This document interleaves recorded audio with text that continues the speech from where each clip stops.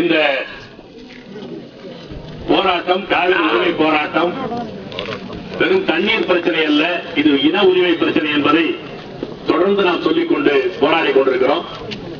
கர்நாடகத்துக்காரர்கள் மீண்டும் மீண்டும் அது இன பிரச்சனையாக அணுகுகிறார்கள். நாம் வெறும் தண்ணீர் பிரச்சனையாக அணுகி இருப்பதனால்தான் அது தோல்வியிலேயே சந்தித்துக் கொண்டிருக்கிறோம். நான் சார்ந்திருக்கிற தமிழக உழவர் முன்னணி கூட தொடக்கத்தில் இந்த 24ஆம் ஆண்டு ஒப்பந்தத்தை விட மிக குறைவானது என்ற அடிப்படையில் இடைக்கால தீர்ப்பு 25 TMC என்று 1991 வழங்கப்பட்ட போது அந்த தீர்ப்பை கொடுக்கிறோம். அந்த தீர்ப்பு நமக்கு வஞ்சகம் செய்தது என்று போராடினோம். அது உண்மைதான், இன்றைக்கும் உண்மைதான். அதற்கு பிறகு இந்த போராட்ட வலிமை போதிய அளவில் இல்லாத காரணத்தினாலே நாமே அந்த 25 TMC தகுதிகளை இடைக்கால தீர்ப்பின்படி வழங்கி இடைக்கால வழங்கப்பட்ட போது அந்த தீர்ப்பை கொடுக்கிறோம். அந்த தீர்ப்பு நமக்கு வஞ்சகம் செய்தது என்று போராடினோம். அது உண்மைதான், இன்றைக்கும் உண்மைதான். அதற்கு பிறகு இந்த போராட்ட வலிமை போதிய அளவு இல்லாத காரணத்தினாலே நாமே அந்த 25 TMC தண்ணீரை இடைக்கால தீர்ப்பின்படி வழங்கி என்ற போராட்டத்திற்கு தள்ளப்பட்டோம்.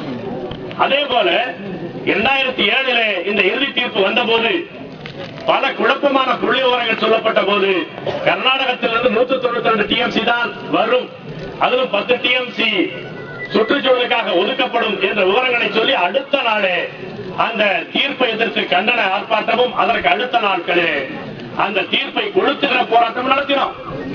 இறுதி தீர்ப்பை கொளுத்திய அமைப்பு தான் தமிழக உழவர் மொழியாக இருந்தாலும் சரி, தமிழ் தேச பொதுவுடைமை கட்சியாக இருந்தாலும் சரி. ஆனாலும் இன்றைக்கு நம்முடைய நிலைமை உரிமை என்ற அடிப்படையில் ஒரு அளவுக்கு தண்ணீரையாவது உறுதி செய்திருக்கிறார்கள். இந்த இறுதி தீர்ப்பிலே இதையாவது பெறுவதற்கான உறுதியான சட்ட ஏற்பாடுகள் வேண்டும் என்ற நிலைக்கு நாம் தள்ளப்பட்டிருக்கிறோம். அதனால் இறுதி தீர்ப்பிலே வந்திருப்பதெல்லாம் நமக்கு உரிமையை பெற்றுத் தந்தது என்பதல்ல, வந்திருப்பதையாவது பாதுகாக்க வேண்டும் என்ற நிலையில் அதை செயல்படுத்தக்கூடிய முறையில் காவிரி மேலாண்மை வாரியத்தை இந்திய அரசாங்கத்தினுடைய நீர்வளத்துறை அதனுடைய ஸ்கீம் என்று சொல்வார்கள், மாநிலங்களுக்கு இடையிலான தண்ணீர் தகராறு சட்டத்தினுடைய பிரிவு 6A படி இந்த தீர்ப்பை செயல்படுத்துவதற்கான செயல் திட்டங்களை, பொறி அமைப்புகளை, மிஷினரிஸை ஏற்படுத்த வேண்டிய சட்டக்கடமை இந்திய அரசுக்கு இருக்கிறது. அந்த அடிப்படையில் இந்த இயல்பாகவே அரசாங்கம் செய்ய வேண்டிய கடமை என்று சொன்னாலும் கூட இறுதி தீர்ப்பிலே அதை சொல்லி இருக்கிற நீதிபதிகள், நீங்கள் தீர்ப்பை சொல்லிவிட்டால் மட்டும் செயல்படுத்த மாட்டீர்கள், ஏனென்றால் இடைக்கால தீர்ப்பினுடைய அனுபவம் காட்டுகிறது.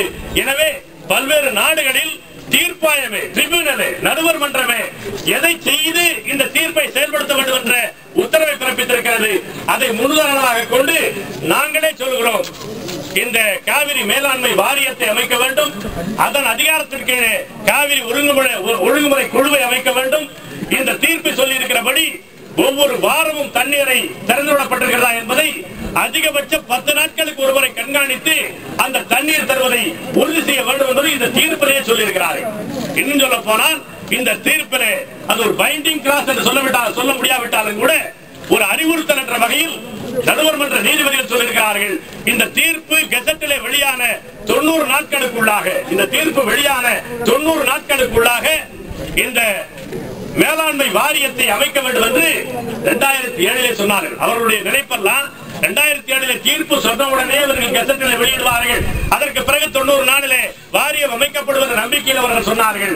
ஆனால் இந்த இறுதி தீர்ப்பு இவ்வளவு இழுவைகளுக்கு பிறகு, உச்சநீதிமன்றத்துடைய கண்டனத்திற்கு பிறகு இன்றைக்கு இறுதியாக வெளியிடப்பட்டிருக்கிறது. இந்த வெளியிடப்பட்ட தீர்ப்பு வெறும் ஏற்றுச் சுரைக்காக இல்லாமல் தண்ணீராக மாற வேண்டும் என்று சொன்னால் இந்த வாரியம் அமைக்கப்பட வேண்டும் என்பதை வலியுறுத்தக்கூடிய போராட்டத்தை இந்த காவிரி பிரச்சனையிலே நாம் நடத்த வேண்டும்.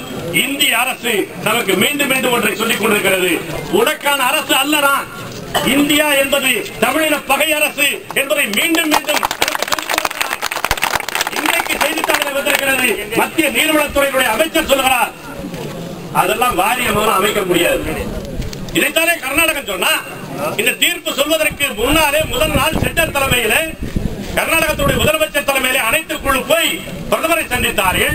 பிரதமரை சந்தித்ததற்கு பிறகு நம்முடைய உழவர் மொழி தொடர் நான் சொல்லிக் கொண்டிருந்தேன், ஐயப்படுவதற்கான அத்தனை அம்சங்களும் இருக்கிறது.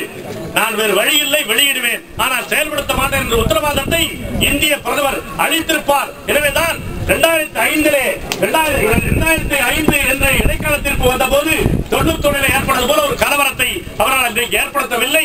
அப்படிப்பட்ட ஒரு ஐயம் இருக்கிறது. இன்றைக்கு அதைத்தான் நிரூபிக்கப்பட்டிருக்கிறது. அதில் என்ன சொல்லியிருந்தாலும் நான் வாரியம் எப்போதுக்கு அமைக்க மாட்டேன் என்றால் இதைத்தான் கர்நாடகத்துக்காரன் சொன்னான். வாரியம் எப்போது அமைக்காதீர்கள். இந்த உச்ச நீதிமன்றத்தில் மேல்முறையீட்டு மனு இருக்கிறது, வழக்கு இருக்கிறது. இந்த வழக்கெல்லாம் முடிந்ததற்கு பிறகு நீங்கள் இந்த தீர்ப்பை செயல்படுத்துவதற்கான வாரியம் அமைப்பதை பற்றி யோசிக்கலாம் என்று ஷெட்டர் கொடுத்த மனுவைத்தான் இன்றைக்கு செயல்படுத்துவேன் என்று இந்தியாவுடைய நீர்வளத்துறை அமைச்சர் சொல்றார் என்று சொன்னால் அவர் தனியாக சொல்லவில்லை. இந்திய ஆட்சியாளர்களின் மன்மோகன் சிங்கின், சோனியா காந்தியின் விருப்பத்தை, முடிவை அவர் சொல்லுகிறார். எனவே இது ஒரு நீண்ட போராட்டத்தில் ஒரு முக்கியமான புள்ளியில் இருக்கிறோம் என்பதுதானே தவிர இது ஒரு முதல் கட்ட வெற்றி என்பதெல்லாம் இல்லை. பல செய்தியாளர்கள் கேட்ட போது, பத்திரிகையாளர்கள் கேட்ட போது நான் சொன்னேன், முதல் பேராவை வெளியிட்டால் முதல் கட்ட வெற்றின்னு சொல்வாயா? தீர்ப்பில் ஒரு 12 பக்கம் இருக்கிறது. முதல் பக்கத்தை வெளியிட்டால் முதல் கட்ட வெற்றி, இரண்டாம் பக்கத்தை வெளியிட்டால் இரண்டாம் கட்ட வெற்றின்னு சொல்வீர்களா? முதல் கட்ட இரண்டாம் கட்டம் எல்லாம் ஒன்றும் கிடையாது. தண்ணீர் வந்தால்தான் ஒரே வெற்றி. இதற்கான வாரியம் அமைக்கப்பட வேண்டும். அந்த வாரியத்தினுடைய கட்டுப்பாட்டில் காவிரியினுடைய அங்க கர்நாடகத்தில் இருக்கிற 4 அணைகள், தமிழ்நாட்டில் இருக்கிற 3 அணை, கேரளாவில் இருக்கிற 1 அணை ஆகிய 8 காவிரி அணைகளும் இந்த தற்சார்பான சுய அதிகாரம் உள்ள, தன்னதிகாரம் உள்ள இந்த காவிரி வாரியத்தின் கீழே அது ஒப்படைக்கப்பட வேண்டும்.